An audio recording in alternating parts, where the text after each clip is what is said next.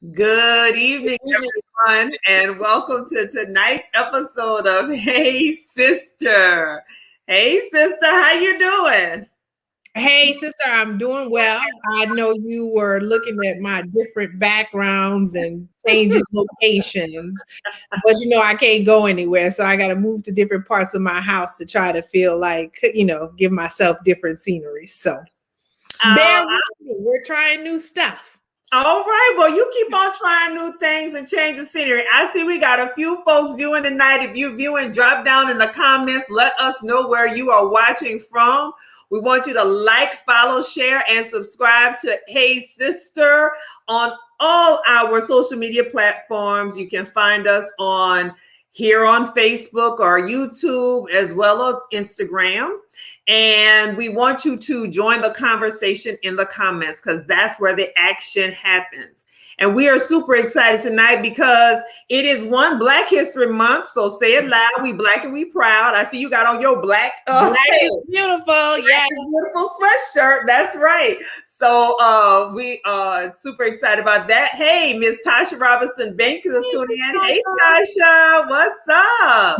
She's in the living room at Casa de Banks. That's right. We all are in our living rooms or in our offices somewhere while folks are over enjoying the Super Bowl. So if you out there enjoying the Super Bowl this evening, we say, hey. Oh, even the husband is tuning in. Hey,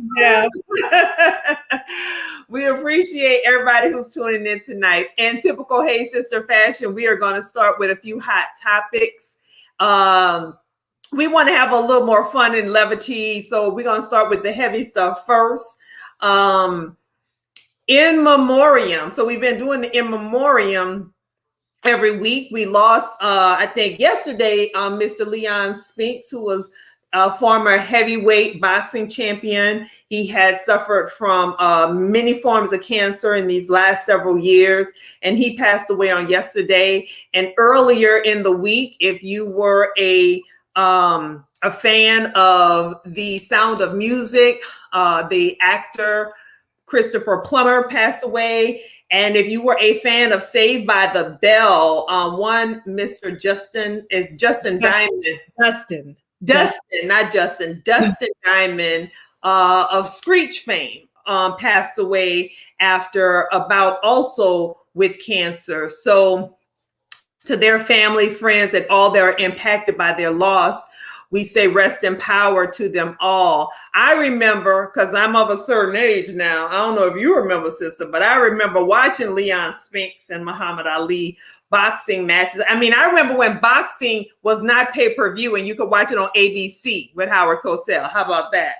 Anyway, I guess I'm aging myself a little bit there. Hey, Denise Toops is tuning in from Thibodeau. Hey, Denise, what's going on? It's good to see you this evening. So what's old is new again, huh? So coming up this week on Tuesday, the second impeachment trial of one Mr. Donald John Trump, former president of the United States of America, will take place. And I know, sister, you don't have a whole lot of hope about this, but what are your thoughts about this impeachment part 2? Well, I had to tweet about it earlier because I just feel like, if Marjorie Taylor Greene, who sits in office now, wasn't held accountable in any way, shape, or form, I don't really have a lot of hope for the GOP holding a former political officer, even if he was a previous president of the United States. I don't have much in terms of expectations there. Which is unfortunate because, again, we keep talking about the kumbaya. Why can't we all just get along? Maybe get together now, but that comes with accountability and responsibility. And I think it's it's highly offensive that, from what I've heard, his defense, or his lawyers are preparing the defense of trying to make this about BLM.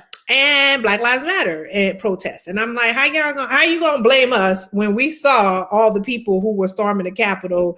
It had some of us out there, but they should have been easy to identify. But you know, I just it's appalling. So it goes back to, you don't really want unity, you just want your way. So it is what it is. The only reason I want this dude to just like go away forever is I just don't want him to.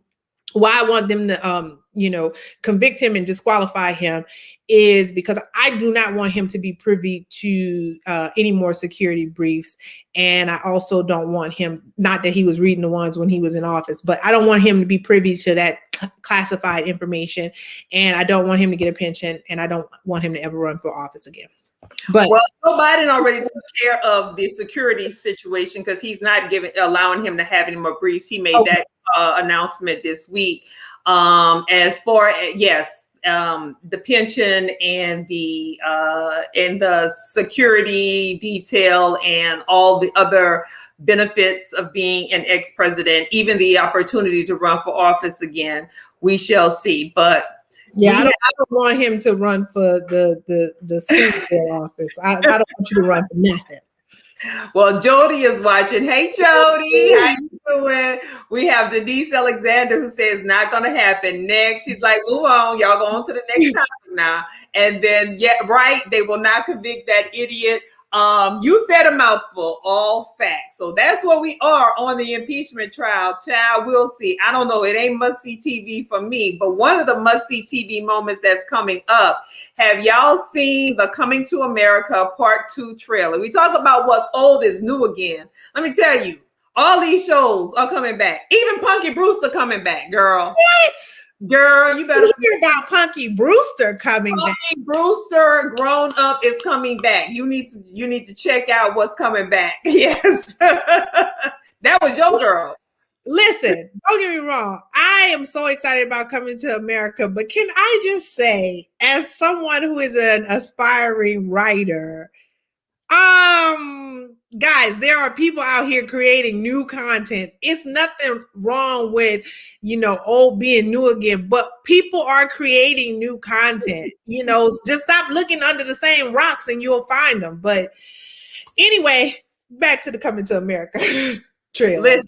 So Coming to America Part 2 is coming March 5th on Amazon Prime. I actually watched Coming to America just the other day because I just was in the mood. Like, let me go back and watch Coming to America. Of course, Randy Watson still makes me laugh.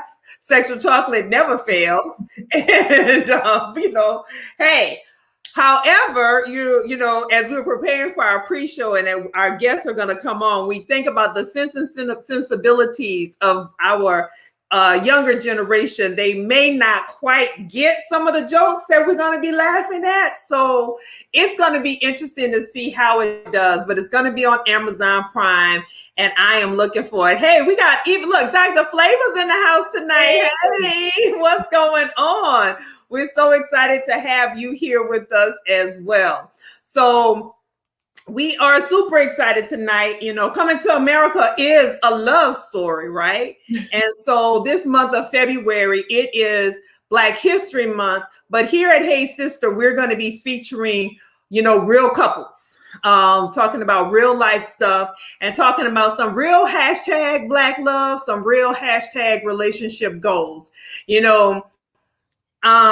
may not be on the cover of magazines, or we may not be featured on the NAACP Image Awards, but they got some real couples out here who are going through real things in real life and making it work and looking flawless doing it.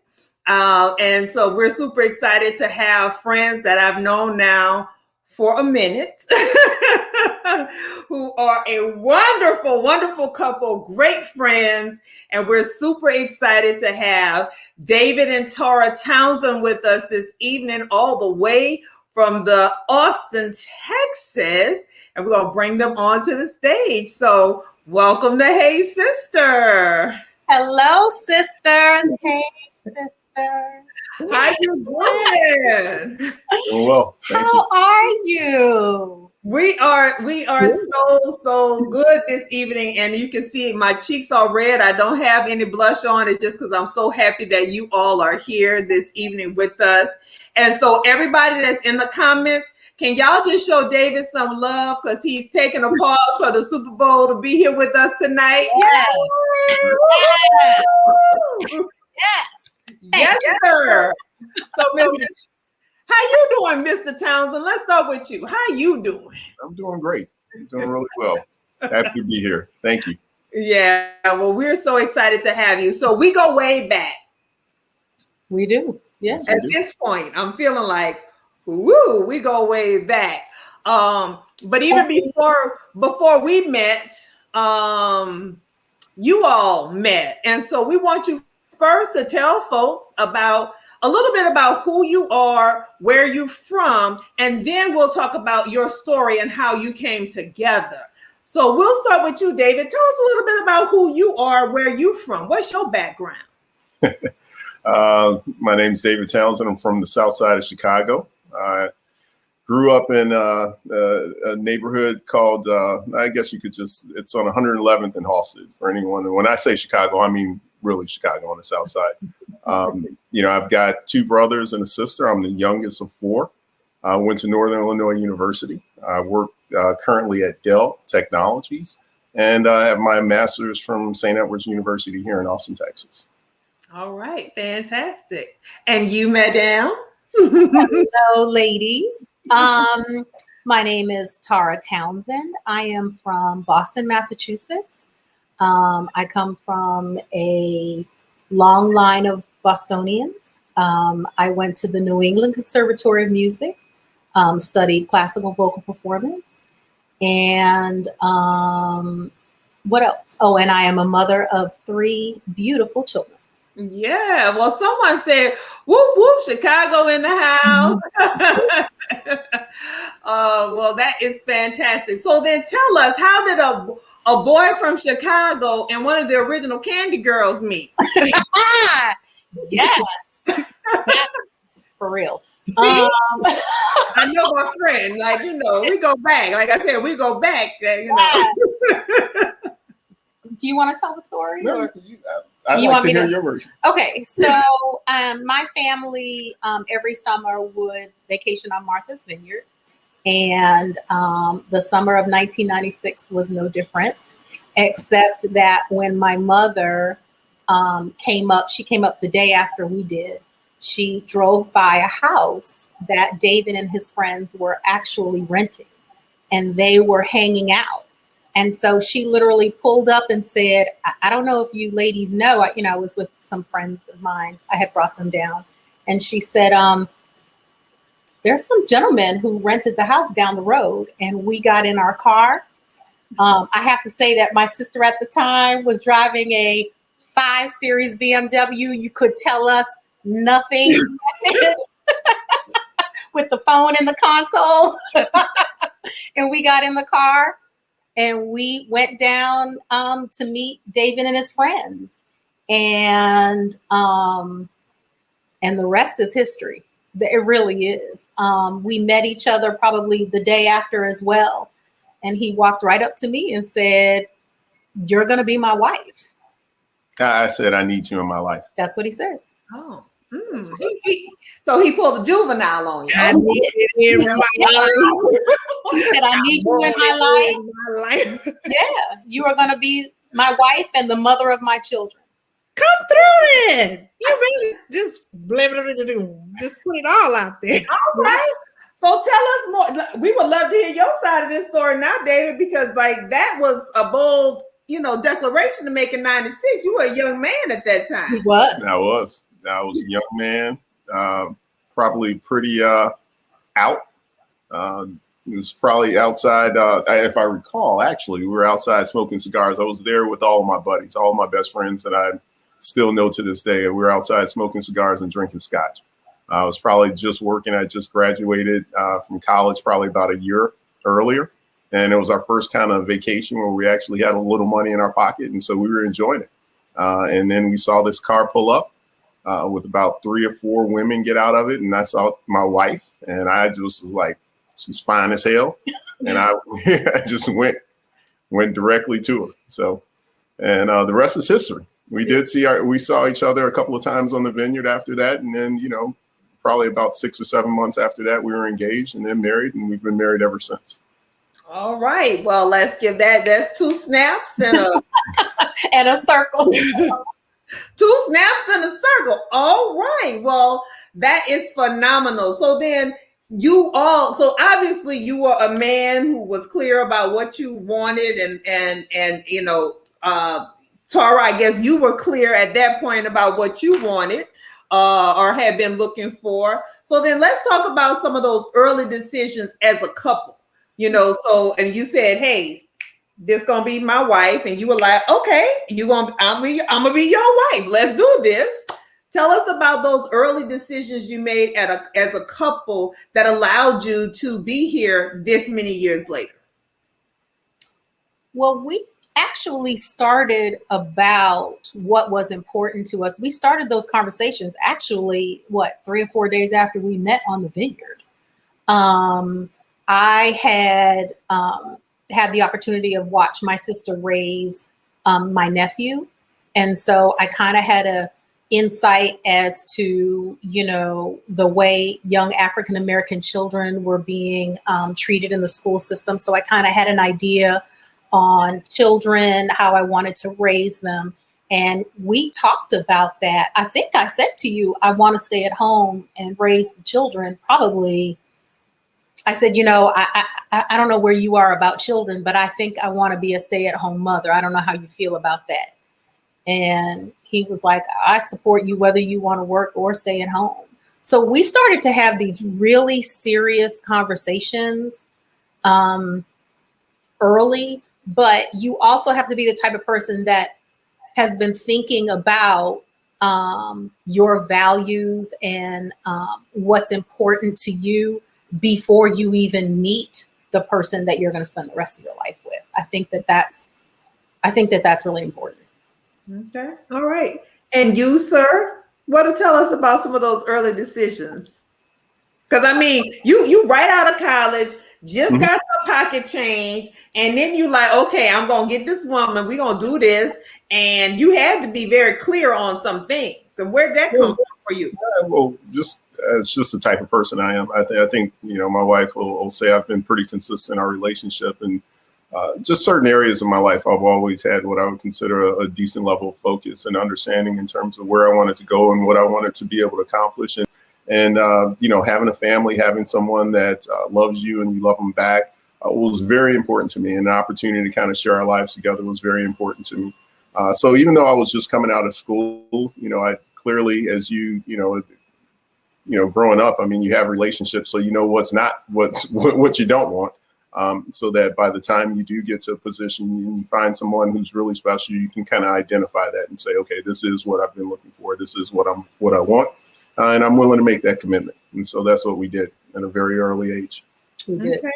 All right. And so then what brought you all to Austin? Because that's not where you started. No, we started, actually, we were flying Value Jet. I think my wife had moved to Atlanta. I was in Atlanta, yeah. And I was in Columbus, Ohio. I had just come out of undergrad and I was working for Lucent Technologies. My wife was Tarah was in Atlanta. And this was back when you had long distance phone bills, right? When you stay on the phone and you actually, would pay for that time. Like hundreds of dollars, yeah. Hundreds and hundreds of dollars. So we ended up, once we got engaged, she actually moved to Columbus for a little bit, or right in between that. What happened? You missed a really important part about that. Tell me.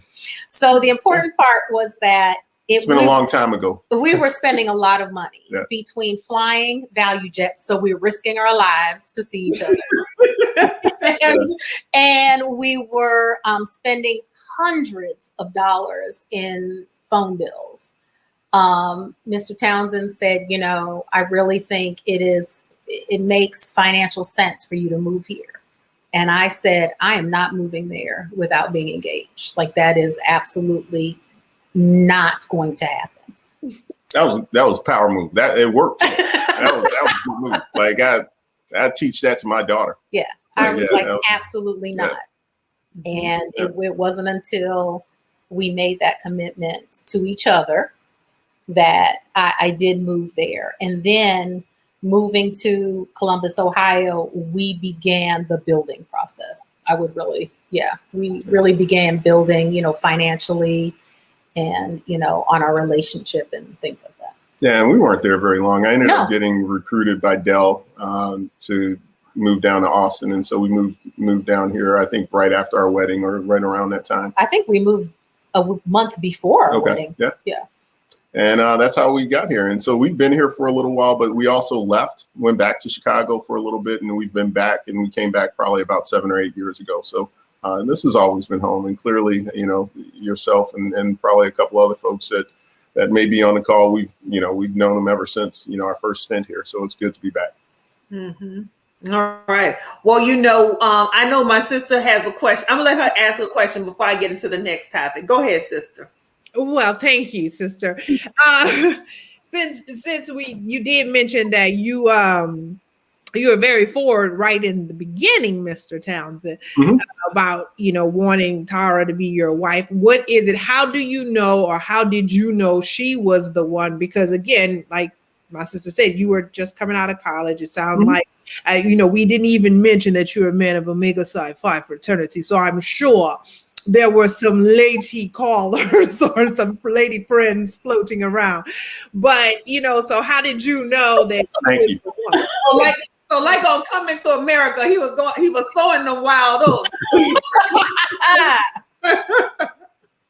Yeah.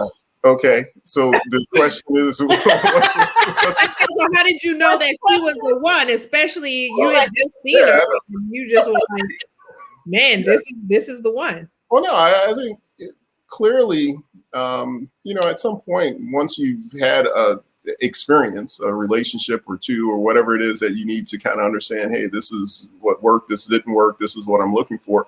If you take that as a good representation in terms of, associating with the things that you like or that you don't like or that you're looking for, and you use that, then when somebody like my wife comes along and you see her and drop dead gorgeous, most beautiful woman I've ever seen in my entire life, coupled with a great attitude, personality, and everything, then it's very easy. It's a very easy decision. And I think as I tell people who are thinking about getting married or just ask questions about our marriage, it's like, it may have been an easy decision, but it's probably the most important decision you'll ever make in your entire life. That's right. Like it can make you or break you.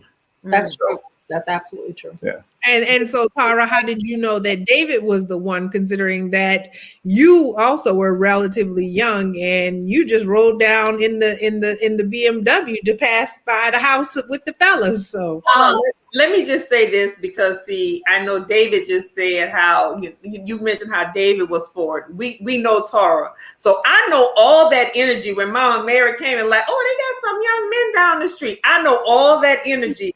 That was like, well, we gonna get in that car. I could see what happened. I wasn't even there. I didn't even know you at the time, but I'm there with you enough to know how that went down.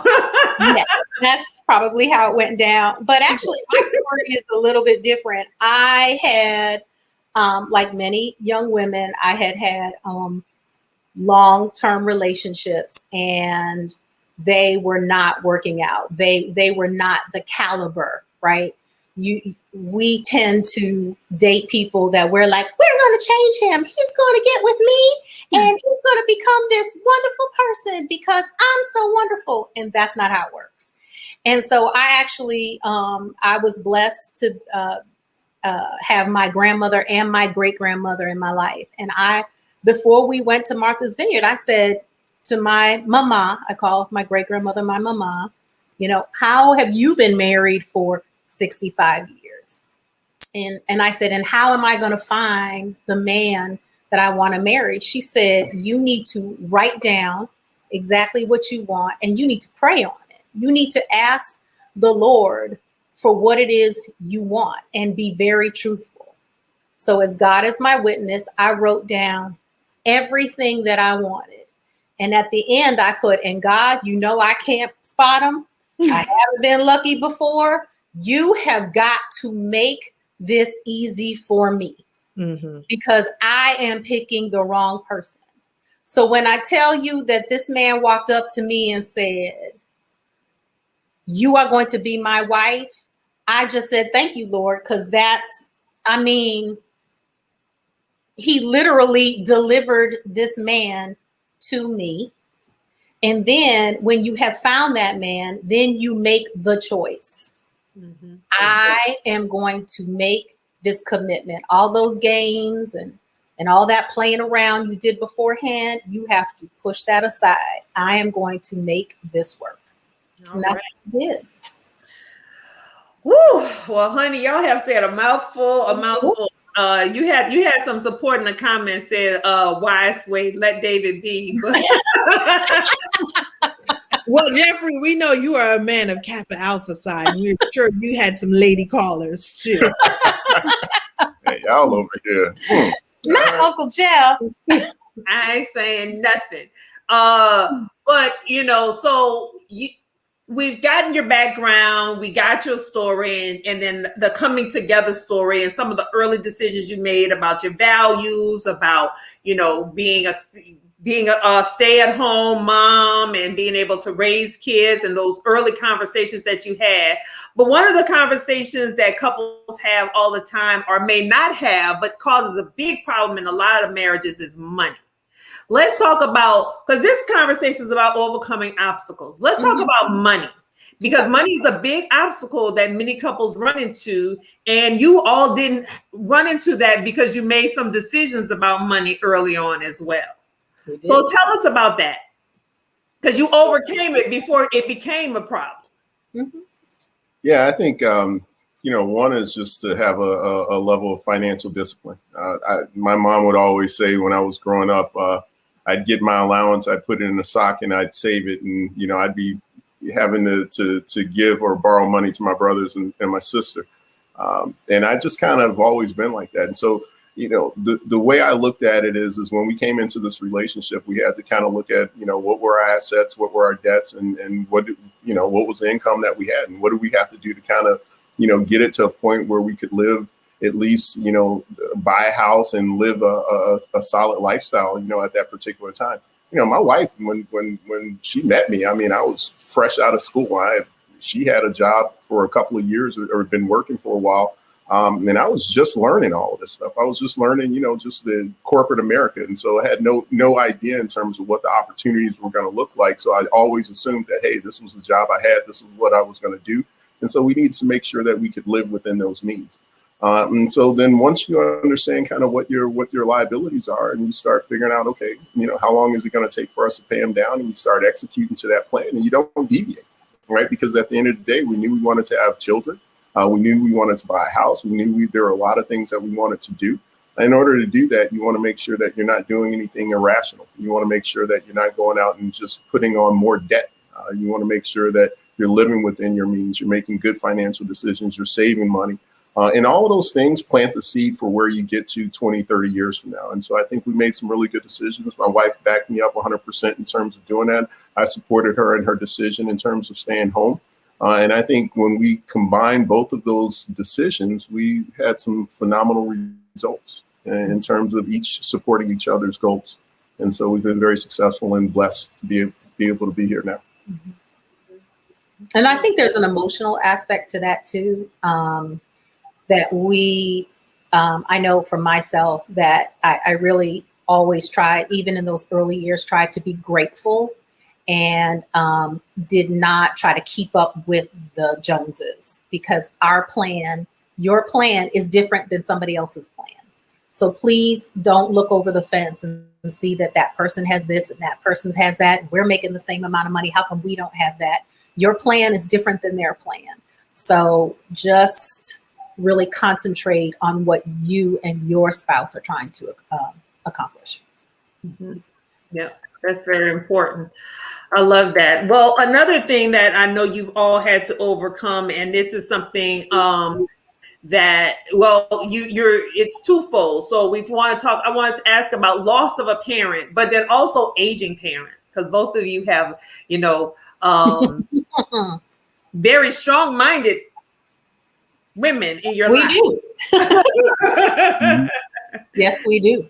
That are maturing, that may not see things the way you see them. So let's first talk about overcoming, aging parents, and how you are managing that and the impact. Because I know when the house that you're in now, I remember, in your guest bedroom, it's like, I had it designed this way in the event that if one of our mothers have to come live here, this bathroom is accessible for this, and this, like all of these things you had in mind. Now, David probably didn't think about it in the design because he was like, I'm going to let my wife do what she do. Oh, I thought about that, though. That is, Yeah. So talk to us about that, because a lot of couples are dealing with that. A lot of couples that have been in it for a minute, and it puts a big strain on their relationships. So tell us about just kind of dealing with aging parents. How y'all doing that? Well, that was another conversation that we had very early on. So I think we made it very clear that that if our mothers who wanted to live with us, that they were going to live with us. Like putting them in a location was not in our plan at all. That they would have a place with us. Our mothers are just whether they want to come with us, but putting our family or putting our parents somewhere else was not part of our plan. Mm-hmm. And so I think that's something that couples need to talk about, right? Because some spouse may think it's okay to put your parent in a nursing home or something like that, and another spouse may think something completely different. So we talked about that ahead of time. And then you start talking about kind of what that would look like. Mm-hmm. And then just forging really good relationships with your in-laws, right? So that if something like that should ever happen, that your in-laws feel comfortable coming to you should they need to come to you. Mm-hmm. What do you think, Vic? Yeah, for aging parents, I think the challenge that we all have to make is at what point do you make that decision? At what point, have your parents, and whether they're close by or, another state or whatever it is, at what point have they gotten to where you might have to make the decision for them that they need to come stay with you? And that's just really staying in touch with them. I mean, I don't think there's any issue. I mean, we all talk to our parents, right? I have siblings and we stay 100% engaged with our mom. My mom is, my father died when I was 18, but my mom is still alive. And so, the most important thing that we can do is make sure, when that time comes, we have a plan, right, in place. Then also you want to make sure that your aging parents have their own plan. They need to have a will, a power of attorney, all of the documents, man. My mom, the last time I was home, probably about a year and a half ago, or I guess, it's probably year and a half, because COVID's been here. All of my siblings, we sat down and went with her attorney over all of the paperwork, and you kind of find out a lot of stuff, right? There are some decisions I can't make. I'm not a doctor, but my sister is, so she makes all of her healthcare decisions. But anything that have to do with her house or finances, I make all those decisions. Then my other brothers just kind of sit back and let the youngest one kind of manage all of that stuff. It's funny because you start to see kind of where your parents kind of like expect kind of their kids to step up. And even though you're the youngest, or, just like myself, I've always been called a baby. In some instances, I'm the older. I get to carry the keys to the house. Even when I was young, we only had one lock, one key, and I would always have it around my neck. And I was in kindergarten because my brothers and sisters would lose it. So responsibility, I think that's something that's just been consistent with me. So those are the things I think are important. We need to consider for our aging parents. And I also think supporting your spouse. Like, I know when my dad passed before my youngest child was born, and he had cancer. And, there was a lot of traveling back and forth at that point. I had to meet with his doctors. He was living in Boston. And then even when he passed, David was really, really supportive, went down with me. Remember, we had to go through all his stuff and things like that. I think that there's a lot of course, there's a lot of emotional toll that happens with that. And then that's when the spouse needs to kind of step up and be there as a support, because I know I needed a lot of support. I was pregnant as well as losing my father, and I couldn't have gone through it without David's support. Okay. All right. Sister, question. Well, I just think this is funny listening to a lot of David's responses. He's such an engineer. It's There's emotional side, and then there's the engineer side, and you have to learn how to kind of play off on that. Where are his strengths? Where are my strengths? Well, and that's what I was going to ask about your decision making, because you guys have come to, like, you've made a lot of important decisions, and it seems like you've done them very well. But how do you mix from someone, I'm going to call you a creative, Tarah, so somebody who's like a creative and that sort of thinker versus someone who has an engineering mind? See, I'm all mixed up because I'm both. So I'm crazy. So how do you all, make it work? How do we make it work? I think that David's like, they let you answer all the questions. No, there are definitely, we've been married for A long time, Yeah. 70 years. We've been married for 70 years. So no, we've been married for 23 years. So it is true that we have settled into these roles, right? Mm-hmm. But, and so as you can see, the money aspects, he does do the investigation, but what I appreciate is that he always takes the time to then sit down and explain to me, what is this money market account? Why do we have this Vanguard? Why do we have this? Why do we have that? So that I am included. And so I may not have done the initial work in finding out anything about this. I do feel like I have a say in all of these decisions as well. And then very, very important decisions are made together, period. Mm-hmm. That's super important. Okay. Well, then you were chugging along. Things were good. You're feeling footloose and fancy free. You weathered some storm with losing a parent. And then you had probably one of the biggest challenges that you all faced together. And that was your cancer diagnosis, David. So tell us how that happened, because you were still a very young man, healthy, vibrant. Yeah. You might have had a couple hops on in back at that time, right? I don't know if you still can. Okay. And then it was like, where did this come from? So tell us about that, and how did you overcome that together? Well, first and foremost, I think as a Black man, I think we all have to be extremely hyper vigilant about our health. And the only reason why I was able to catch this early is because just something wasn't right. I was diagnosed with Hodgkin's lymphoma. I had a enlarged lymph node on my groin, and it never went away. And probably after a couple of months, I went to the doctor. He said, "Hey, let's just let it sit. Let's see if it goes down." Never went down. He said, "All right, well, let's go get it biopsied." And we had that. And basically the doctor who took it out was telling my wife, he's seen this all the time. It's never anything. Lo and behold, we find out that it's cancerous. And so next thing you know, I'm, getting a whole bunch of scans. We found one in my neck. We found, I think it was just another one in my neck after that. So we had that pulled out, and I had to kind of go through some chemo. But the point that I'm making here is that, man, had I not just really paid attention to my health, man, this thing could have, cascaded into something terrible for me.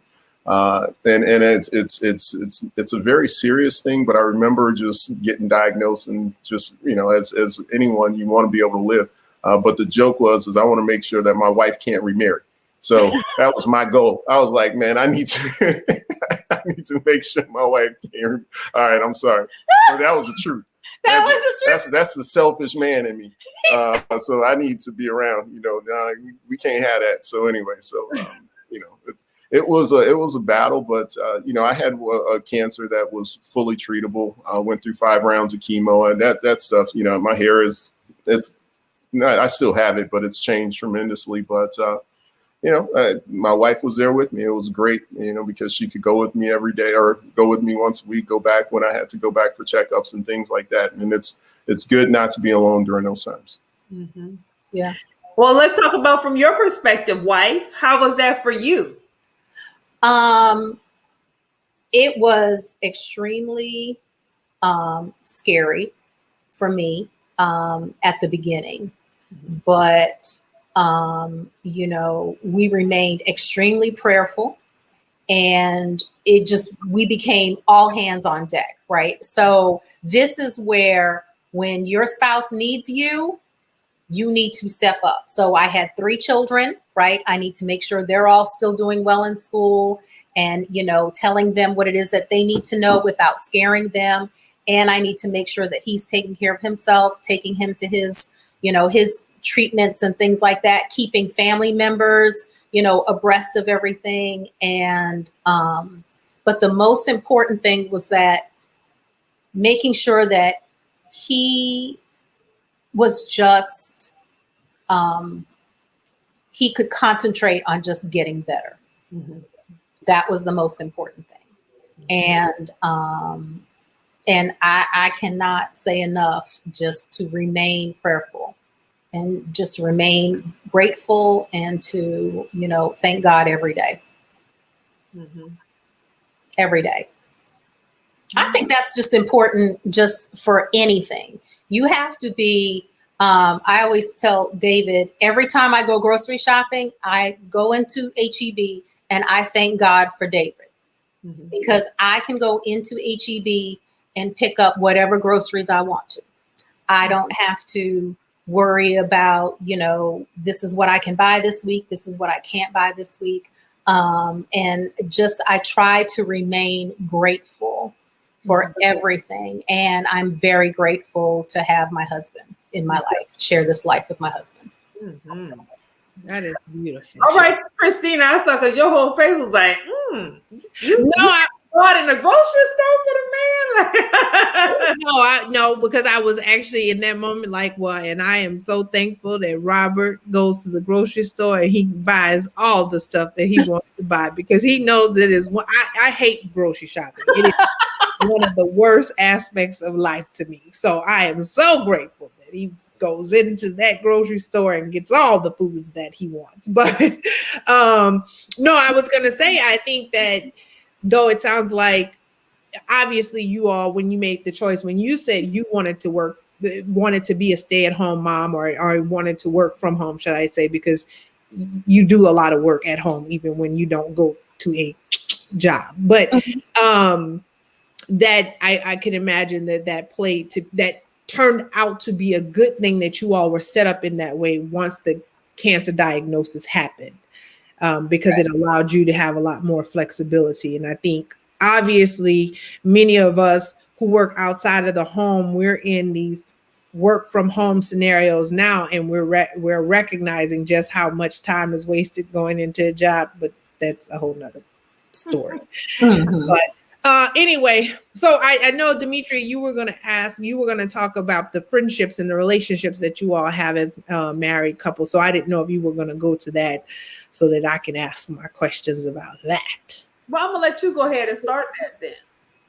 Well, I wanted to talk to you all about, how do you transition, so to speak, once you become a married couple, transition into having those married friend relationships without it feeling like you're abandoning, if you will, your single friends. I know for me, obviously I'm old, so by the time I get married, ain't nobody gonna care. But when I had friends who got married when I was younger, and I mean, like, I was fresh out of college, or some got married when I was still in college, and our relationships changed because obviously I wasn't having kids and I didn't have a spouse.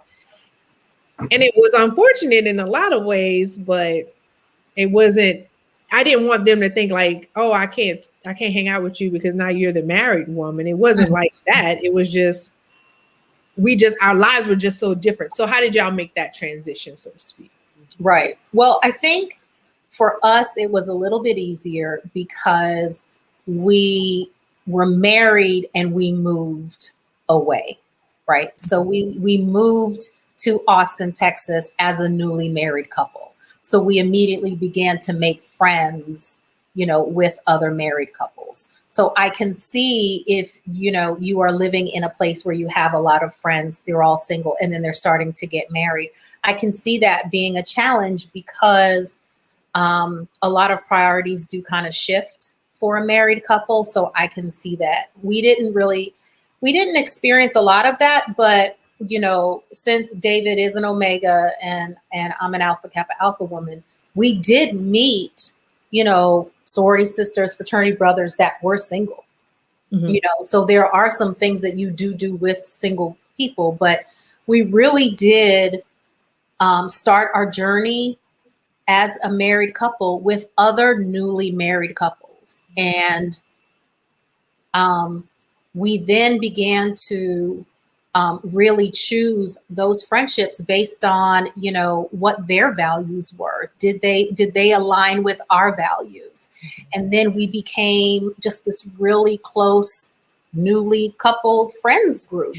And it was, and when I look at that group now, yes, we have lost one or two couples, marriages, but for the most part, we are all still happily married. And that to me made a big impact on what we're trying to accomplish is not anything new. Other couples were trying to accomplish the same things. And was there ever a time, because I actually had this experience with one of my friends who was married, and obviously I was not, her husband he was fine with her hanging out with their married friends, but he didn't want her necessarily hanging out with us single ladies, which I was like, I'm not interested or in the business of putting your wife in a position that she shouldn't be in. That's just crazy. But it was what it was. So had that ever been something that was an issue for either one of you, maybe not wanting the other to hang out with certain friends? No, we did a lot of our hanging out at the house. So I didn't waste a whole lot of money. So it's cheaper to buy beer from I know that's right. You made the party at the crib. Yeah, so the girls would come to our house and we just, it'd be all the bros. I mean, they could let themselves out after I pass out. So, our relationships with married couples, as my wife kind of pointed, I mean, we grew up together, right? And we lived in a small neighborhood, a lot of folks that we knew, and we just walked to each other's house and hang out, and that was about it. So I wouldn't say there was a lot of that stuff going on. No, but I do recognize that, your spouse is going to have friends and they're not all going to be married. And I think that as long as everyone is being respectful, there's not a lot of time being spent with, a certain, type of friend or things like that. I think that that's fine. But it really is about trust, and it's about, respect. And, it's really important for you to have your own friends and to have your own interests and things like that. I mean, David likes to golf. I don't like to golf. I mean, and I'm not going golfing. So he needs somebody to golf with. So yeah. I'm totally fine with that. And we've developed this routine where he golfs in the morning, and then he stops off and we have this thing called Steak Saturdays at the Townsend household. He handpicks the steaks. He likes to cook. He likes to grill, and he comes home and he grills. And so golfing is part of what he really likes to do. It's what he does to unwind, and I support that. Yeah, I spent a lot of time at the grocery store as well. So very nice. I know there was a comment about those certain friends. So how do you have those conversations about, number one, because it sounds like you guys had a really strong group of couples that had similar values and what have you. But of course, not all your friends have the same outlook on life. Let's call it that. So how do you have those kind of conversations, and how do you kind of chin check your boys that maybe aren't on the same path? Yeah, I think you're going to have friends, and part of them, they're going to have a different persona that may not align in terms of what you're doing, right? And so they have to leave that part of themselves at home. if they're coming over, right? Or you're spending time with them, right? You don't engage in that behavior. You got people, before weed was legal, or, hanging out, smoking weed, doing like, hey, I can't do that. I got to work in the morning, and so, you just kind of figure it out, kind of what are the areas that, because they're your friends, right? And they'll always be your friends, right? But there are just some things that you're going to have to divest yourself from in terms of the engagements that you have with them. All right. So that's kind of how you manage it. And usually a friend will understand that. Right. They know it because they feel uncomfortable when something goes down, like they can feel it. Right. And no one wants to feel that way. So they avoid having to kind of deal with that. I would say they know your wife. Well, also, I think it's important that you don't allow that drama into your home. We all know that girl from high school and college. You've been friends forever, but she bring the drama, right? And you have been in the car when she's like, we need to drive by here to see if his car is there. And you've been in that car. But when you get married, you cannot get in that car with her anymore. You cannot bring that foolishness home with you. So I didn't do none of that. Mm-mm. You don't know what I'm talking about? Okay. No, she didn't have that many friends like that growing up. You didn't. You had just a handful full of friends and very few. She just didn't have a lot of friends like that. Mm-hmm. My problem is I have a lot of friends from a lot of different places, parts of my life, right? And I gotta work. If y'all out here watching, and y'all my friend, can y'all just say y'all my friend? Because I do have. Okay, sister. Now, if I hadn't said it, you would have said I don't really have a lot of friends. But now it is true that highly selective. That have deep, meaningful relationships. Okay, so yes, that is absolutely true. And if something really was gonna go down, I know who got my back. Okay, well, if something really needs to go down, then yes, I will be there. But I'm talking the foolishness. You have to stop that. Right. Don't bring it to your house. Exactly. Nobody in your house should be arguing over your friend's foolishness. That needs to be left. That's a word. Mm-hmm. Absolutely. For sure. Yes. Well, then let's talk about the future. What is your hope for, because you are officially about to be full on. Were you about to empty nesters for real? Why you make me cry? Yeah, we're almost. So you're about to be full on empty nesters. And what is, so what does the next 23 plus years look like? Yeah. Yeah, right. A lot of tuition. So that was another thing that we talked about early was, we talked about how do we create wealth? How do we set our children up for success? And one of the things that we said was that we want to make sure that, we're able to pay for their college so that we're not saddling them with debt. Right. And so,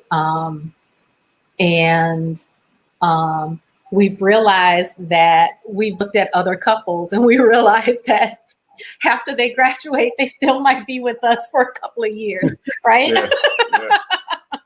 So we're kind of preparing for that as well. But we talk a lot about David's retirement. It's our retirement. It is our retirement. See, that's another thing that I'm so grateful of David, that even though I don't work outside the home, everything is always us, right? He doesn't make the money. It's our money and it's our retirement. And, what are we going to do in the future? And we talk about that a lot, right? You want to go to Europe and take some cooking classes and. Oh, nice. Yeah. I want to, we'll probably find a spot and become a member at some club. I want to golf during the week, kind of relax, cook, drink some really good wine, watch my kids grow, have a family. Be able to do it's not Mar-a-Lago, we good, brother. No, it's not gonna be there. not gonna be there. There's so many golf clubs for you to choose from, and I love this. We're fully aligned. Absolutely. Yeah. But it's about I still would like to continue with nonprofit work. I don't see that stopping anytime soon. And some traveling. I mean, we've made, I wouldn't call them sacrifices, but we've definitely made decisions to get where we are. So there are a lot of things that we haven't had a chance to do that I would like to, Yep. What is the joke? We have to go to Africa, right? We have to go to Africa. Yeah. We have to, there's some definite things that we'd like to do in the future.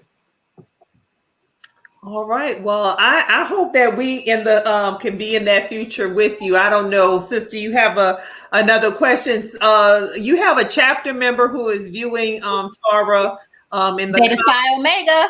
Beta Psi Omega. What? They don't know about that Beta Psi Omega. What? They don't know. I've heard that way too many times. I know. All those years scrapbooking in the kitchen table. Oh. Listen. That's what I'm saying. Folks don't listen. Don't let the smooth taste fool y'all. We go back. We go back. Actually, Demetria's son was born on our anniversary. Yeah. We actually were going out for dinner and we stopped off at the hospital to see Devin. Sure did. I mean, we've just been friends for what, 22 years, 23? Yeah. It's longer. Long time. Yeah, I mean, I think you were just married. You came to a meeting and I was like, hey, this is who I am. I hadn't even, Jeff and I were just kind of just started dating. Yeah. So I remember doing your invitations. I remember doing the calligraphy on your invitations. Like that's how long we've been friends. Yep. So we go back, and I will say those who didn't make it, we kind of felt they weren't going to make it, and those that have made it to the other side. Dang. Those that have made it to the other side. That's true. We've all had our own little kind of ups and downs along and, ins and around. But I will say this about this couple, folks. I hope y'all, know this, and I don't just like praise on people. Like these are the real deal, like real folks. David has always been down, welcoming. So I'm gonna tell you, I'm gonna heap the flowers on you. My friends on their little show, they always give people their flowers. I'm gonna heap some flowers on you because David, you remind me a little where you and my husband are similar. Y'all are just good dudes. That's right. Yes. That's right. He's a great man. Yeah. Y'all are just good dudes, and there's not a whole lot of good dudes out there, but you two. Right about that. That's right. No. Dudes. And so I appreciate that, and I remember those days, and I remember the first house. Right. That's right. I remember the first house too. And I was great. We were so grateful for that. We used to stand across the street looking at that house and saying, I can't believe we own this house. Like, it's just so grateful. Yep. Yeah. I remember, all those iterations and seeing the development over time, and now, and you being Mr. World Changer, and traveling all over the world, and while still keeping your family at the forefront of everything you do and all the decisions you make. And so I'm just really proud of both of you, what you built together as a couple, as a family, and really any obstacle that you have faced, you both have just faced it with dignity, with grace, and just like, what, we have other things to do. So we just gonna keep focused on those other things we have to do. And if you ever need a plan, y'all can see David is the man to create the plan, and he will execute that plan flawlessly. That is true. So yes. So I just wanted to heap a little praise on you. He's one of my favorites. So, and let's see. Jeff says, David didn't think I could drink that much beer. Yeah, to go toe to toe with me, man, you gotta. Hey, that's a hard thing to do back then. Now, I don't know how much you tell your viewers, but David and Mr. Jeff Sloan, they do a very mean karaoke. Don't they? Yeah, it's 8 o'clock. The Super Bowl's on. Look at the time. I'll just put it out there.